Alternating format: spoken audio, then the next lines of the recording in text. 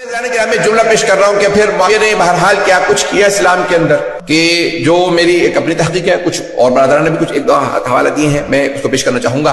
اذان کرام اگر آپ اس میں غور کریں گے، یہ آج شب قدر آپ دیکھ رہے ہیں، کل رات شب قدر ہوگی، اس کو ذرا غور سے سنیے گا۔ 27ویں نہ اس پہ آیت ہے نہ حدیث ہے، لیکن سارے مسلمانوں کے درمیان میں 27ویں رائج ہے۔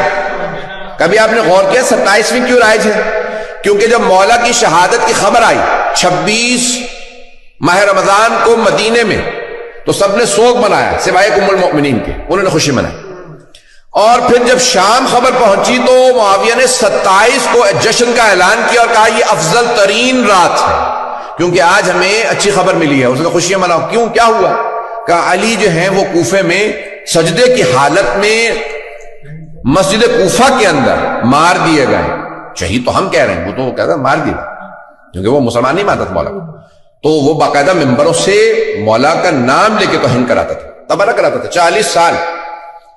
اذان گرامی جس نے، ابھی میں نے صرف اس کے بدعتوں کا باب ہی نہیں کھولا ہے، یہ جو ہمیں قوم مقدس میں میرے بہت بڑے بزرگ استاد کا پچھلے سال انتقال ہو گیا کورونا میں، شیخ جعفر الحادی، بہت بڑا تاریخ کا نام ہے، اور یعنی انہیں ایک ایک امام علیہ السلام پہ وہ کہتے تھے، صرف امام صادق پہ میرے پاس 50 سے زیادہ کتابیں جو میں نے پڑھی، ایک ایک امام علیہ السلام، اور بعض اوقات ایک کتاب ہی 16 جلدوں کے اندر ہے، یعنی بہت بڑے محقق تھے تقابل ادیان کے اندر۔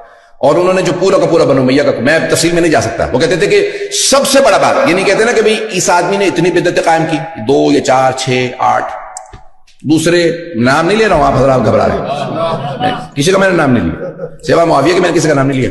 اگر آپ نام لکھیں گے نا اس آدمی نے اتنی بدعتیں کی، اس نے اتنی بدعتیں قائم کی اسلام میں، اس نے اتنی بدعتیں، تم بتاتے ہو، آج ہم بتا دیتے ہیں، پتہ نہیں لوگ ہیں یا نہیں۔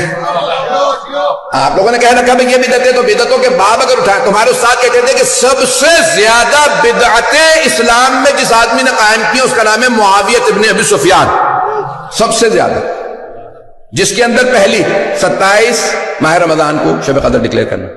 دوسری بدعت قرآن سے بسم اللہ کا نکالنا۔ آج تک بھائیوں کے ہاں کوئی بھی سورہ پڑھ لیتے ہیں لیکن بسم اللہ نہیں پڑھتے، کبھی آپ نے سوچا کیوں؟ بتا دیتا ہوں، جناب امیر کی شہادت کے بعد جب معاویہ آیا مدینے، آنے کے بعد کہا میں نماز پڑھاؤں گا، نماز پڑھائی اس نے بغیر بسم اللہ کے، سارے کے سارے جو بھی صحابہ رسول موجود تھے سب نے شور مچا، کہا معاویہ حل سرقت الصلاۃ ام نسیت الفاتحہ، کیا تو نے نماز میں چوری شروع کر دیا، یہ تو فاتحہ تک بھول گیا۔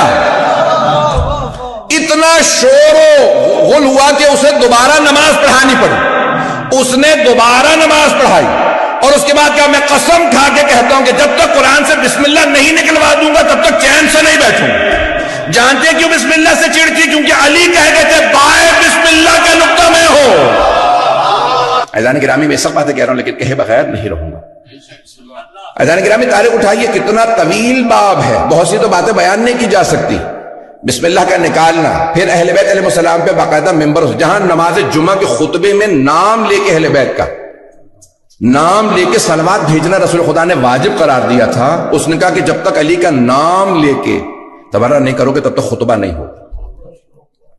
اور شام والے تو یہی سمجھتے تھے کہ معاذ اللہ کوئی کافر ہے، یہاں تک کہ جب اعلان ہوا شام میں دمشق شہر میں کہ مسجد کوفہ میں حالت سجدہ میں علی کو مار دیا گیا، تو انہوں نے کہا بھی علی مسجد میں کیا کر رہے تھے؟ سجدے میں؟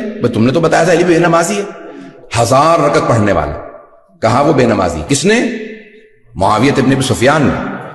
آج تک ہمارے بھائیوں کے ہاں یہ حدیث موجود ہے، روایت موجود ہے، آج تک یہ موجود ہے، یہ یقین مانی جتنی بھی روایت میں پیش کر رہا ہوں یہ بھی کچھ بھی میں نے بیان نہیں کی جو میرے مطالعے کے اندر اس وقت، آج تک یہ روایت موجود ہے کہ وَمِنَ النَّاسِ مَن يَشْرِي نَفْسَهُ ابْتِغَاءَ مَرْضَاتِ اللَّهِ وَاللَّهُ رَءُوفٌ بِالْعِبَادِ، یہ جو آیت ہے سورہ بقرہ کی آیت نمبر 207 ظاہر، توجہ ہے نا؟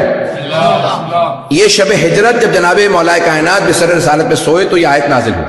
مومنوں میں سے ایک ایسا ہے کہ جو اپنے نفس کو اللہ کی مرضات کی خاطر بیچ دیتا ہے نا، ذہنوں میں۔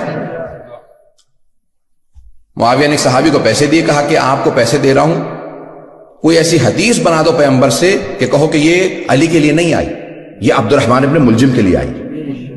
کس کے لیے؟ قاتل امیر المومنین کے لیے۔